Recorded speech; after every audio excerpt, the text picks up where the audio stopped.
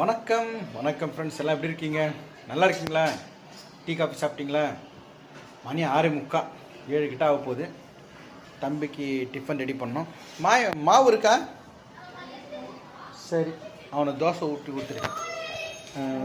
தேங்காய் இருந்துச்சுன்னா சட்னி வச்சு என்ன பண்ணிட்டு இருக்கேன்? எனக்கு கீழே போயிட்டு வந்தேன் அவங்ககிட்ட.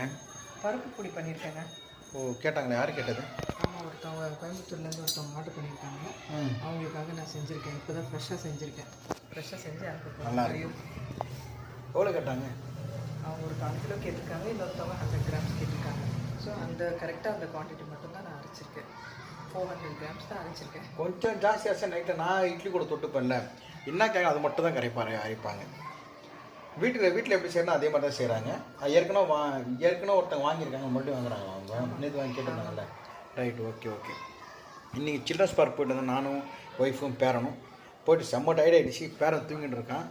நான் அப்படியே உட்காண்ட ஒன்றும் முடியாமல் ஒரே வாசனைன்னு சொல்லிட்டு வந்து பார்த்தா இது பொடி அதை பண்ணிட்டு இருக்காங்க. ஆமாம், வந்து ஆர்டர் பண்ணியிருந்தாங்க. ஸோ ஆக்சுவலாக இது இட்லி பொடியா? இது சரி, பருப்புன்னா சாப்பாடு போட்டு சாதத்தில் போட்டு சாப்பிட்றது. ஆந்திரா பருப்பு பொடி, பூண்டு எல்லாமே போட்டிருக்கேன். பூண்டு, பெருங்காயம்லாம் போட்டிருக்கேன்.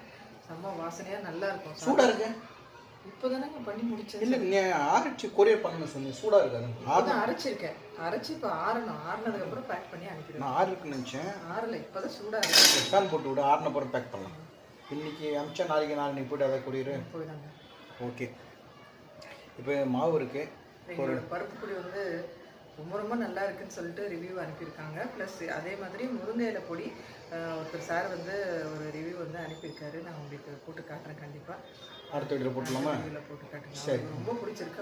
அவங்க வந்து அவங்க பக்கத்தில் இருக்கவங்களுக்கு எல்லாமே ரெக்கமெண்ட் பண்ணுறேன்னு சொல்லியிருக்காரு அவர். அதை சாப்பிட்டு பார்த்துட்டு. பருப்பு பொடி வீட்டில் குழம்பு, சாம்பார், ரசம் இல்லையா, சாப்பாடில் கொஞ்சம் போட்டு நெய் நல்லெண்ணெய் தான். நல்லெண்ணெய் இல்லைனாலும் நார்மலான எண்ணெய் கூட ஊற்றினேன். வீட்டில் என்ன யூஸ் பண்ண அந்த எண்ணெய். ஓகே. அது பண்ணால் நல்லா இருக்கும்ல.